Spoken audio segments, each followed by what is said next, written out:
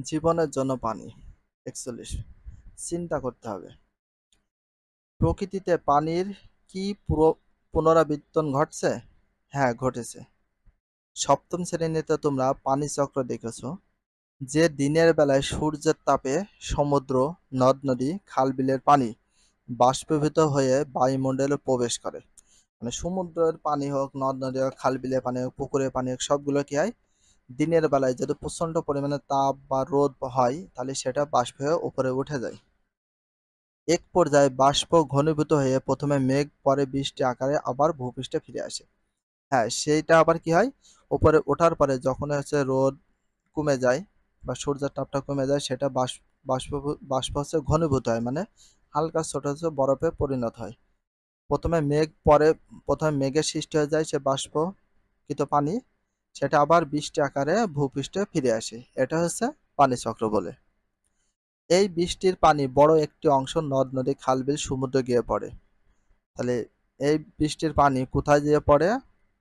নদ-নদী বা খাল-বিল বা সমুদ্রে গিয়ে পড়ে এবং আবার বাষ্পীভূত হয় ও আবার বৃষ্টি আকারে ফিরে আসে।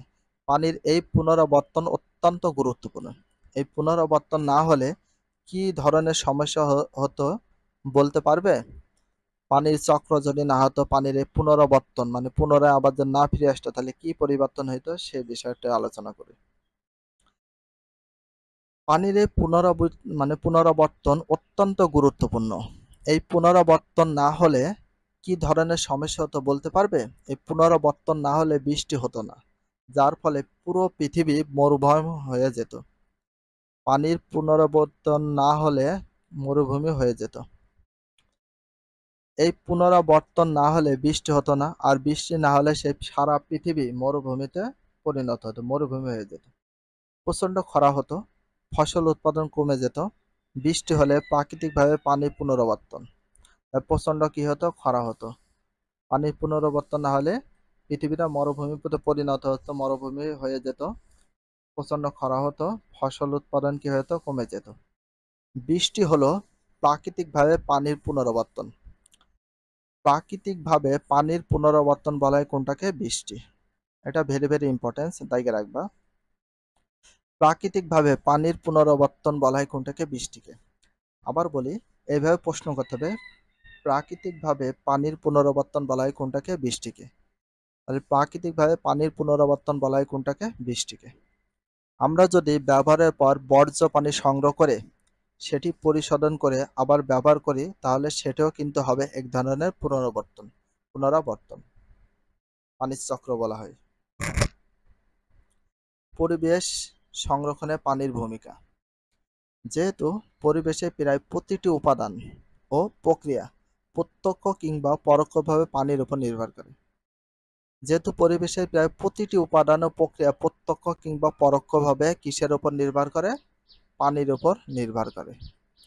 প্রত্যক্ষ মানে সরাসরি, পরোক্ষ মানে সরাসরি না হয় অন্যের উপরে। তাহলে পরিবেশের প্রায় প্রতিটি উপাদানই প্রক্রিয়া প্রত্যক্ষ কিংবা পরোক্ষভাবে কিসের উপর নির্ভর করে? পানির উপর। তাই পরিবেশকে টিকিয়ে রাখতে হলে পানির ভূমিকা অপরিহার্য। পরিবেশকে টিকিয়ে রাখতে হলে কিসের ভূমিকা অপরিহার্য? পানির ভূমিকা অপরিহার্য। পরিবেশকে টিকিয়ে রাখতে হলে কিসের ভূমিকা অপরিহার্য? পানির ভূমিকা অপরিহার্য।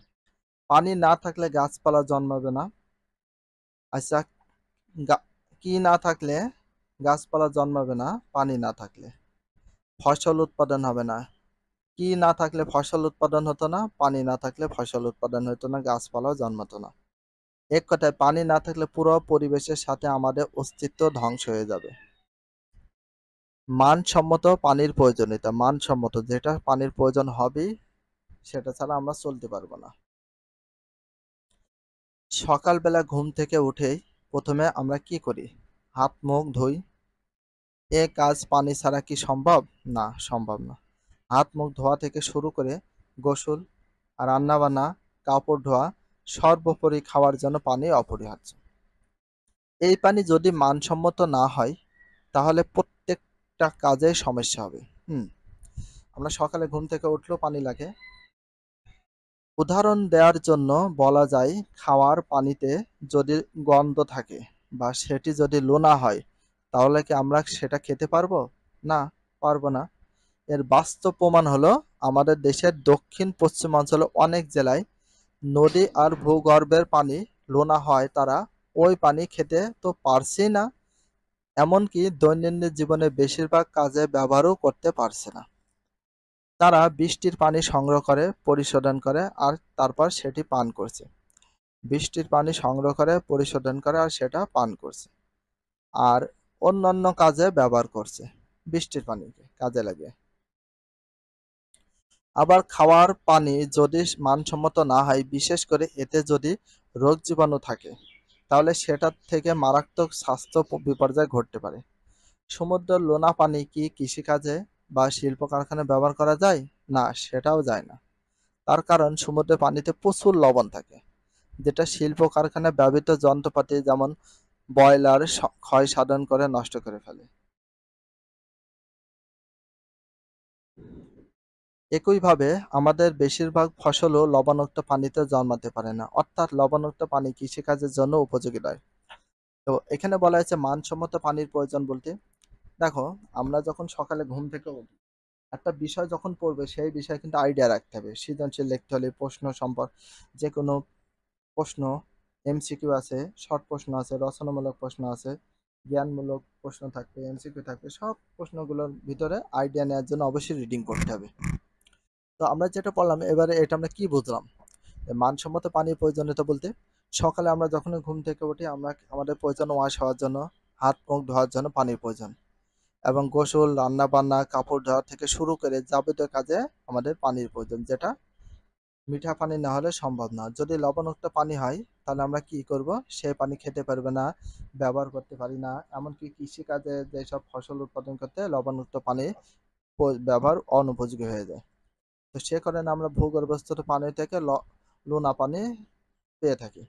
সবচেয়ে বেশি লোনা বা লবণাক্ত পানি পেয়ে থাকি দক্ষিণ পশ্চিমাঞ্চলের জেলার নদীর ভূগর্ভস্থ পানি লোনা হয়, তারা পানি খেতে পারছে না। তারা বেশিরভাগ কি করে, বর্ষার সময় বৃষ্টিপাত হয়, উপরে যে বৃষ্টি হয় সেই বৃষ্টি থেকে পানি সংগ্রহ করে সেটা পরিশোধন করে, পরিশুদ্ধ করে, ফুটিয়ে পরিশোধন করে ফ্রেশ ওয়াটার বা মিঠা পানি তৈরি করে তারা কিন্তু খেয়ে থাকে, এমনকি দৈনন্দিন কাজে ব্যবহার করে থাকে।